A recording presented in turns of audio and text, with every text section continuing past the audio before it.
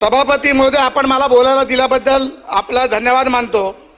ज्या पद्धतीमध्ये सभागृहामध्ये कुणाल कामराचा जो विषय आला त्याला वेगळ्या पद्धतीत दाखवण्याचा प्रयत्न केला गेला, तो विषय अतिशय चुकीच्या पद्धतीत होता।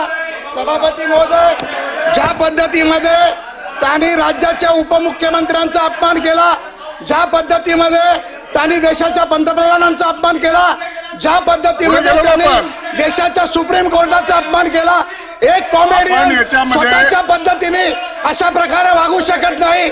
माजी सभापती महोदय, याच्यावरती स्पष्टपणे माजी सभापती दिला होता, त्याच्यावर मंत्री महोदय त्याच्यावरती त्याला अटक शासनाची भूमिका त्यांनी मांडलेली आहे। विरोधी पक्ष नेत्यांनी हा 289 दिला होता। सभापती महोदय, कलम 120 प्रमाणे अटक करावी।